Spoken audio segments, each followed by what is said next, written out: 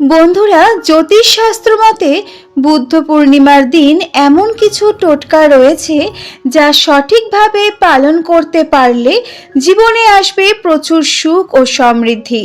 আজকের ভিডিওতে আমরা জেনে নেব বুদ্ধ পূর্ণিমার দিন কোন টোটকা করলে জীবনে আসবে প্রচুর সুখ ও সমৃদ্ধি।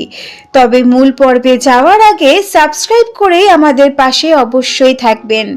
নমস্কার বন্ধুরা, আমি সুমিতা বেঙ্গলি সনাতন কথা চ্যানেলের পক্ষ থেকে সকলকে জানাই স্বাগত।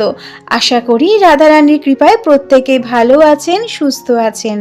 বন্ধুরা, আগামী বৃহস্পতিবার 23শে মে পালিত হচ্ছে বুদ্ধ পূর্ণিমা। এটি খুবই পবিত্র একটি দিন। এই দিন বাড়িতে যে কোনো শুভ কাজ করলে খুব ভালো ফল পাওয়া যায়। জ্যোতিষশাস্ত্র মতে বুদ্ধ পূর্ণিমার দিন এমন কিছু টোটকা রয়েছে যা সঠিকভাবে পালন করতে পারলে জীবনে আসবে প্রচুর সুখ ও সমৃদ্ধি। এই দিন বাড়িতে বিষ্ণু পুজো করা অত্যন্ত শুভ বলে মানা হয়। পুজোর সময় অবশ্যই শ্রী বিষ্ণুকে হলুদের তিলক লাগাবেন এবং নিজেও সেই তিলক কপালে ছুঁয়ে নেবেন। এটি করলে আপনার জীবনে অকস্মাৎ ফাঁড়া কেটে যাবে। এই দিন যে কোনো ব্রাহ্মণকে হলুদ রঙের বস্ত্র দান করুন এবং যদি সম্ভব হয় নিজের সাধ্য মতো কিছু ভোজন তাকে বাড়িতে করান। বুদ্ধ পূর্ণিমার দিন সকালবেলা স্নান সেরে নিতে হয়। তারপর বাড়ির সদর দরজায় সিঁদুর, হলুদ, কাঁচা দুধ, গঙ্গা জল এবং কেশর একত্রে মিশিয়ে 7টা ফোঁটা আঁকুন।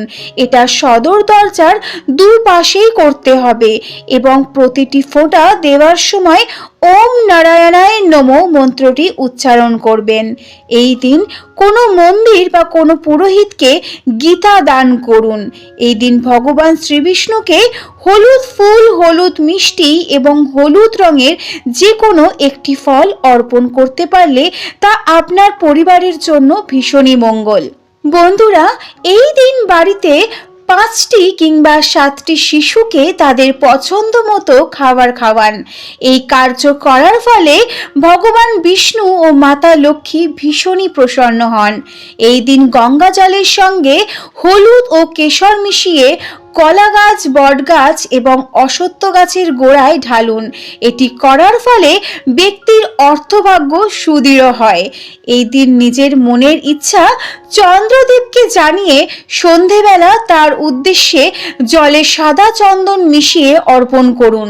এটি আপনার গ্রহদোষ কাটাতে সাহায্য করবে। এই দিন কিছুটা চাল, হলুদ রঙের যে কোনো ডাল এবং কিছুটা ঘি আপনি কোনো অসহায় দুস্থ মানুষকে আপনার সাধ্য মতো যদি দান করতে পারেন তাহলে এটি অশ্বমেধ যজ্ঞের ন্যায় পূর্ণ অর্জন করতে আপনাকে সহায়তা করবে। তো বন্ধুরা, এই সকল টোটকাগুলির মধ্যে আপনি যতগুলো সম্ভব পারবেন চেষ্টা করবেন বুদ্ধ পূর্ণিমার দিন পালন করতে। দেখবেন আপনার গ্রহদোষ এবং অর্থকষ্ট দূর হবে এবং সাথে করে বাড়িতে একটি পজিটিভ এনার্জি বিরাজ করতে শুরু করবে। তো বন্ধুরা, আজ এই পর্যন্তই। ভিডিওটি ভালো লাগলে একটি লাইক অবশ্যই করে দেবেন। এরকম আরও তথ্য জানতে চ্যানেলটিকে সাবস্ক্রাইব করে আমাদের সাথে থাকবেন। দেখা হচ্ছে আগামী পর্বে। ততদিন ভালো থাকবেন, সুস্থ থাকবেন, নিজেদের অনেকটা যত্নে রাখবেন। রাধে রাধে।